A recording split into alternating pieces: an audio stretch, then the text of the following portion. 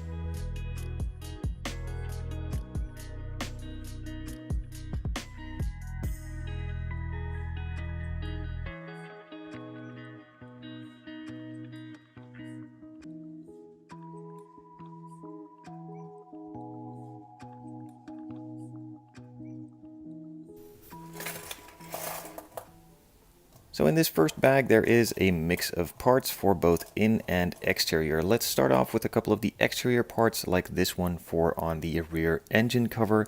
The air inlets cast really clean, super sharp, no air bubbles. And then right on top of that, there is of course the wing as well. The side winglets or vent the side pieces of the wing are molded on here, which is a lot better than usual, as most of the time these are separate parts and with the super thin edge, making it really hard to glue them on and also really hard for them to really have a good grip on the part and therefore really easily break. So it's good to see that these are molded on here. The brake discs are of course also included. This is just the center part. There are some photo etch pieces to go on either side to finish it off, but this middle section has now been nicely detailed in actual resin. And then there is some more for the front and rear on this next sprue and the steering wheel as well. This one has a flat bottom, but I'm not actually sure if these GT3s have a flat bottom. If you do know, let me know down in the comments below. I think this is sort of an aftermarket steering wheel and a bit wrong. Not that I don't like it, but I simply don't think it is supposed to be this way in the standard car. There are also some sprues, or there is one sprue with parts to mount the wheels. As usual with these Alpha model kits, it's just a main big block that glues into the chassis or into the wheel wells, and on the other side you can put the wheel in, and also it has a slot where the actual calipers are supposed to glue into so they have the correct orientation. The door panels are both molded separately as well. A lot of the parts have been molded in, but nothing out of the ordinary. This strip here on the door panel would have been nice to be separate, but then again it might have to be a bit thin of a part, so it now is molded into the door panel. This will probably be done either in carbon fiber, maybe even black paint, silver paint, or another option. If you know, let me know down in the comments below what you would like to see for the interior color combination. On this one we have the wing mirrors, the side mirrors, and also some parts for the interior. In this case it's just the two wing mirrors. That was weird. It has a nice detail. It is supposed to be painted in multiple colors depending on the spec you choose, or just painted entirely in body color. I think I'm going to go for a carbon fiber on the top section and just a flat black on the rest, but I could also paint them entirely in body color to match nicely. Again, let me know what you think I should do. And then there is a small sprue with the armrest and also the center console piece where the shifter goes and all of the other buttons for the car are. On the dashboard there are a lot of pieces missing. The first one I've already shown, and the even Further, first one I've already shown as well. That is the vent here in the center for some of the speakers, and also the clock on there if you have that optioned. And also on the side here, there are some vents or speakers that need to be put in too. And this center console piece here as well, along with some of the radio pieces which might come later. And also the vents.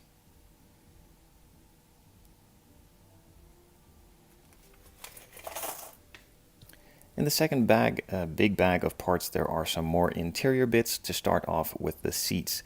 These are the fixed back bucket seats with the carbon fiber backing, and they look incredibly cool. I'm not really sure if I'd prefer these or just the standard comfort seats in a GT3. In a GT3 RS, these are the way to go, but with this being a GT3, it could be a little cooler if you go for a sort of touring package, touring style, and therefore choose the more comfortable seats. But then again, these do look really, really awesome. The backing is going to be done in carbon fiber, and the rest is going to be done in either an Alcantara leather combination or just a full leather. The steering column is also molded completely in resin, and all of the stocks are molded on there as well, have full 3D detail all around and look really good. Some other bits right here that I have absolutely no clue on what they are, but I will probably find out during the build. And if you do know, again, let me know down in the comments below. The exhaust pieces in this kit are molded in resin. Would have been cool if they would have made these out of metal, just turned some pieces as they usually do in a lot of these kits. But then again, on these GT3s, they are painted in black a lot of the time and not in the standard metal silver color. So with these being resin, that makes it a bit easier to paint them black. But then again, you now not really have the option for the metal ones, so it's a bit of both worlds, I guess. So some of the pieces on the dashboard were missing, and as you can see, they are right here. These are some of the vents and speakers for on the top side. The shifter, this is just the automatic shifter, the rear view mirror, and also in this case, the sports chrono package has been included. So you do get the nice clock on the center of the dashboard, and there is also a small piece for the radio. And if that wasn't enough, there are even more pieces right here. These are the door handles. This is another piece that I have no idea what it is. And these are for the seatbelt buckles. And a second sprue with even more parts. These are some of the vents for on the dashboard. This is a door handle. There was another door handle right here, which I now have in the bag right here secured. This is, of course, for the exterior. Making it a lot easier to paint this, and you could also decide to paint this in a separate or different color from the exterior if you'd like to, but in this case it just makes it a lot easier to paint it fully all around and gives it an extra dimension of detail with being a separate piece and also having the detailing on the backside. And then the final little sprue in this bag is for the calipers. Now they all look pretty much the same, even though they should be different. The front ones should be a little or a lot bigger than the rear ones, but in this case they look fairly similarly sized. I do think the fronts are a little bigger, but they might have gotten this a little wrong and therefore oversized the rear ones a little or undersized the front ones. Nonetheless, they do look really good, have detailing on all sides, and are incredibly well done. And then moving on to the wheels and tires. The detail on the front with the center lock is really nice. Would have been cool to have seen this in a separate piece just to make it easier to paint it in a different color, but nonetheless it is well done and the wheels look really sharp. The tires are already on there, super clean on both sides. They do have a couple of casting marks right here where they are cut off from their sprues, so to speak, but nonetheless the main tread pattern on the tire is really, really nice and smooth, and the sidewall right here has no branding or detailing on it, probably due to some licensing that they don't have, but nonetheless it is nice, clean, and smooth. With a lot of these alpha model kits, most of the clear parts are made out of a flat sheet of clear plastic. It's then cut out and you need to conform them to shape yourself and glue them in place. But in this case, with the headlights being completely domed and the taillight lenses having a similar domed and fully detailed feature in them, that pretty much is no option. So I'm really glad to see that these are fully detailed and done the way they should. They are cast in clear resin, have a nice finish on them, and also have a lot of the details captured in them, and most importantly have the shape to them. Same goes for the rear ones. Of course, these have some more detail in them right here, as these are lower areas than the rest of the part and have a super nice 3D shape to them. They do need to be painted, but again, with these GT3s, I think you can have the option to do them in clear, even a little bit of a smoked finish, or just a clear red. So you now have all the options to choose from yourself. And for the final bigger pieces, there is the body, the chassis itself, and the main interior tub. The chassis is nothing really special to speak of. I don't really mind. I know a lot of you do, that there are no engine details for the price point of these kits, but believe me, if they would include the engine and fully detail the chassis, these kits would be twice as expensive as they are. So they are just positioning themselves in the market for a fairly reasonably priced kit and not going overboard on a lot of the details that won't be seen. For some of you, a big letdown. For others like me, totally fine. For the interior, there is a small tub, and all of the separate pieces have been shown earlier. This has the not really back seat. This is a GT3, so it doesn't come with a rear seat. It does have a little bit of detail here on the side panel and also on this part right here.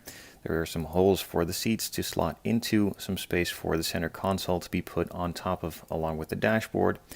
The pedals are molded in, but I believe there are some photo etch parts to go on top of them as well. But nonetheless, they do already have some detail in there pre-existing. With a lot of the alpha model kits, a lot of the parts on the exterior usually are separate. In this case, they took a really different approach from what they normally do. The headlights are molded in, all of the molding on the bumpers, front, side, and rear are also already molded in. The main piece for the rear wing and engine cover, again, molded in. So not really sure why they took this route, as it's now a lot harder to detail the headlights. And also you now have to mask off a lot of parts for the front bumper, the side skirts, the rear bumper, maybe even some of the spoiler parts, depending what color you go for. Nonetheless, the casting on it is really crisp, and on the top surfaces there are no imperfections to be found. All of the mold lines are super nicely done. A bit shallow on some of the parts right here on the door, so a bit of scribing is required, but that is nothing out of the ordinary, same for any other kit you would build.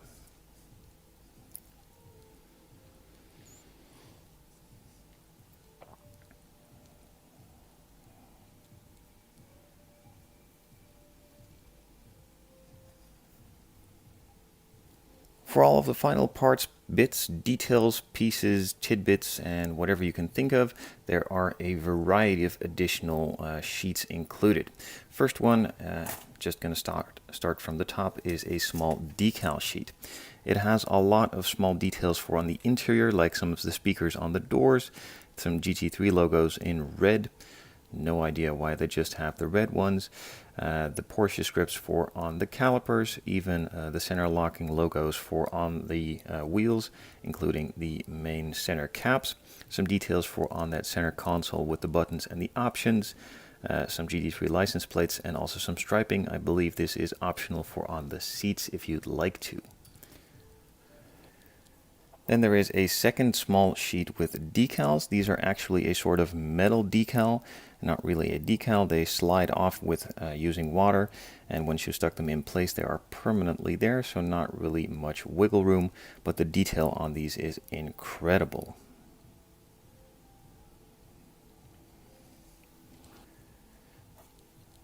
Some more photo etch parts for on the exterior. This is the Porsche script for on the rear engine cover. Gotta have it in focus, of course. Some pieces for the seat belts, some backings for some of the logos, which I'm not really going to use as I don't really know why they are included every single time. as the piece is already there and just stick the decal on, and I don't really see why I need to put these on first, but maybe you guys know? If you decide to put this in a display case or want to put it on display, there is a nice plaque included too. You can even sign it. I don't really like to use these as it's not really my style, but for some guys it is really cool to have this in there. Then there are also a couple of sheets with photo etch pieces in there.